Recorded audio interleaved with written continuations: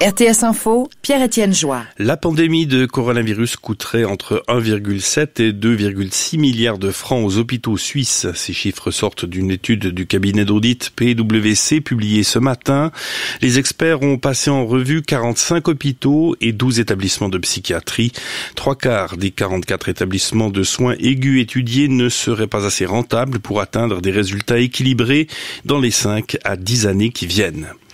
Plus de 60 personnes ont été infectées par le coronavirus dans une maison de retraite à Sarnen, chef-lieu du canton d'Obwald. 35 pensionnaires et 31 membres du personnel ont été testés positifs et ont été placés en isolement selon le Blick. Une personne est décédée. Le Conseil d'État fribourgeois a adopté une feuille de route pour améliorer la gestion des minorités nomades.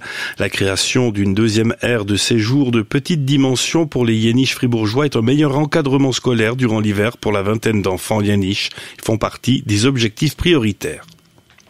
Joe Biden va dévoiler demain ses premiers choix pour le futur gouvernement américain.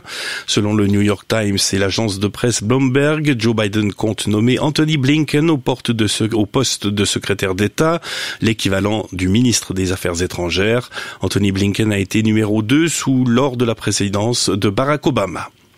Nicolas Sarkozy comparaît dès aujourd'hui dans l'affaire dite des écoutes aux côtés d'un ami avocat et d'un ancien haut magistrat.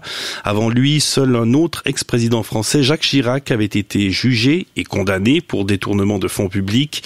Mais Nicolas Sarkozy est le premier chef d'État accusé de corruption. Le procès doit durer 3 semaines. Un autre procès l'attend au printemps, celui de l'affaire Big Malion sur ses frais de campagne pour l'élection présidentielle de 2012. Le géant agroalimentaire français Danone, malmené par la pandémie de Covid-19, annonce vouloir supprimer jusqu'à 2000 postes dans ses sièges en France et à l'étranger. Ceci afin de simplifier son organisation, renouer avec la croissance et améliorer sa rentabilité. La multinationale compte 100 000 salariés. Le Premier ministre israélien Benjamin Netanyahou s'est rendu hier en secret en Arabie Saoudite pour y rencontrer le prince héritier Mohamed Ben Salman. Une information de différents médias israéliens. Selon la presse israélienne, Benjamin Netanyahou était accompagné du chef du Mossad et des services de renseignement extérieurs israéliens. Le chef de la diplomatie américaine s'efforce de convaincre l'Arabie Saoudite de suivre l'exemple des Émirats arabes unis et du royaume de Bahreïn qui ont normalisé leurs relations avec Israël. La commission d'éthique de la FIFA a suspendu pour 5 ans le président de la Confédération africaine Hamad Hamad et lui inflige 200 000 francs suisses d'amende, notamment pour détournement de fonds. Voile, 3 Français aux 3 premières places du Vendée Globe pour l'instant. Thomas Ruyant et Charlie Dalin sont au coude à coude. Jean Le Cam est 3e. Le Genevois Alain Roura pointe à la 18e place. Les skippers du Vendée Globe ont entamé leur 3e semaine de course en plein cœur de l'anticyclone de Sainte-Hélène.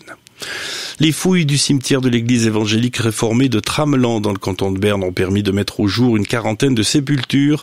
Certaines remontent au XVIIe siècle. Les archéologues s'attendent à trouver des sépultures médiévales. Un nouveau centre paroissial doit voir le jour à cet endroit. Météo, encore quelques bancs de brouillard ce matin sur le plateau avec un sommet vers 600 mètres. Ailleurs, le temps sera bien ensoleillé malgré des nuages d'altitude parfois denses, notamment le matin sur le nord du pays.